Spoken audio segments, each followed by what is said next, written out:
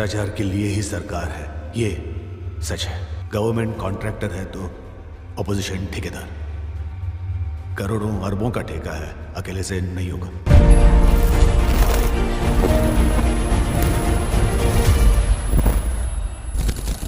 जय हिंद दोस्तों। कुछ समय पहले मैंने करप्शन पर एक वीडियो डाला था और आप सभी ने उसमें बहुत दिलचस्पी दिखाई थी। आज जैसा कि मैंने वादा किया था, हम इस टॉपिक को थोड़ा और गहराई से समझते हैं। दोस्तों, हम महात्मा गांधी और लाल बहादुर शास्त्री जी के आदर्शों की बात करते हैं। गांधी जी ने कहा था कि be the change you want to see in the world, मतलब वो बदलाव बनो जो तुम दुनिया में देखना चाहते हो।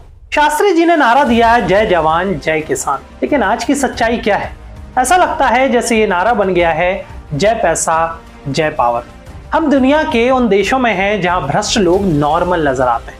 पर ऐसा क्यों है? क्योंकि दोस्तों, भ्रष्टाचार अब सिर्फ कुछ करप्ट लोगों का क्राइम नहीं रह गया है, यह हमारे सिस्टम का एक हिस्सा बन चुका है। पैसे का लेन देन तो इसका सिर्फ एक हिस्सा है।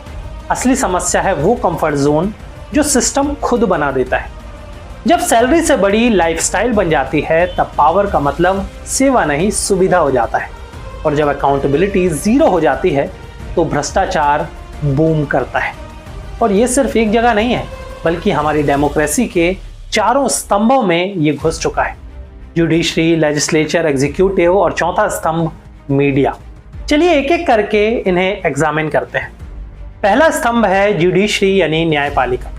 दोस्तों, हम सभी जुडिशरी को न्याय का मंदिर समझते हैं, है ना? लेकिन सोचिए, जब किसी हाईकोर्ट जज के सरकारी घर से आग से झुलसी हुई नोटों की गड्डियां मिलें तो सवाल उठता है, मंदिर पर कौन कालिक पोत रहा है? यह हाइपोथेटिकल नहीं है। यशवंत वर्मा एक हाईकोर्ट जज जिनके सरकारी आवास से जली और अधजली नकदी बरामद हुई। ये कोई इकलौता केस नहीं है। बिजनेस स्टैंडर्ड की रिपोर्ट कहती है कि कपिल सिब्बल ने खुद कहा था, न्यायपालिका में भ्रष्टाचार एक बहुत गहरी समस्या है। इंडिया टुडे की एक रिपोर्ट कहती है 1100 से ज्यादा जजों में से सिर्फ 98 जजों ने अपने एसेट्स यानी कि संपत्ति को सार्वजनिक किया है। सोचने वाली बात है दोस्तों, जब जज खुद जवाबदेह नहीं है तो आम आदमी का क्या अधिकार बचेगा? अगर न्याय देने वाला स्तंभ ही भ्रष्ट हो तो रास्ता यहीं खत्म हो जाता है। अब आते हैं दूसरे पिलर यानी लेजिस्लेचर पर, मतलब वो लोग, वो नेता जिन्हें हम वोट देकर असेंबली या फिर पार्लियामेंट में भेजते हैं। लेकिन यहाँ तो एक छोटी सी गली से लेकर राज्य विधानसभा तक भ्रष्टाचार नॉर्मल हो चुका है। उदाहरण के लिए राजस्थान के एक एमएलए हैं जयकृष्ण पटेल। इंडिया न्यूज और डॉन की रिपोर्ट्स के मुताबिक एंटी करप्शन ब्यूरो यानी कि एसीबी ने इन्हें 20 लाख की रिश्वत लेते हुए पकड़ा। पता है क्यों?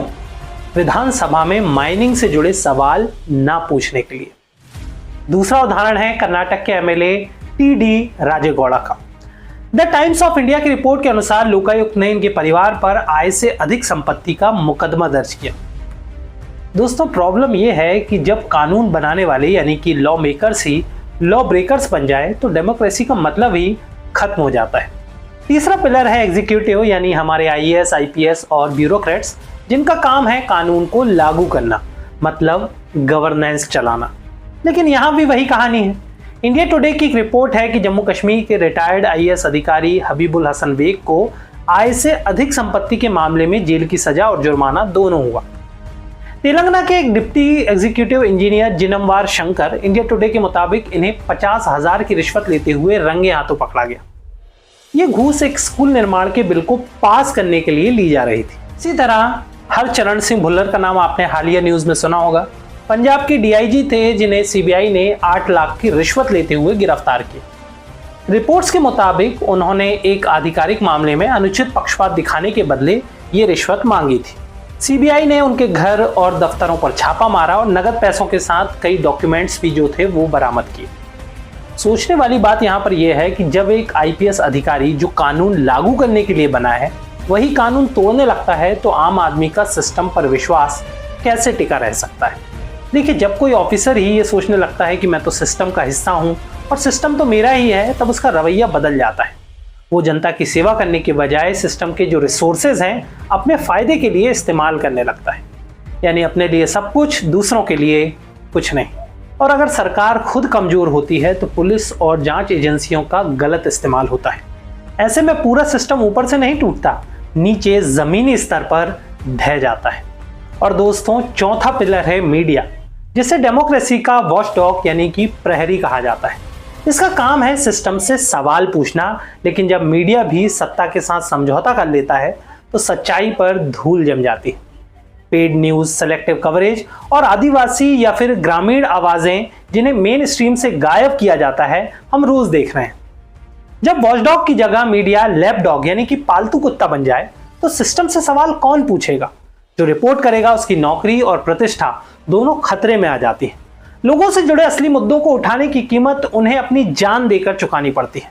और जब मीडिया बोलने से डरने लगे तो भ्रष्टाचार का पर्दाफाश रुक जाता है। अब सवाल उठता है, क्या सब लोग ही करप्ट हैं या फिर सिस्टम ही ऐसा है जो ईमानदार को सजा देता है और करप्ट लोगों को इनाम?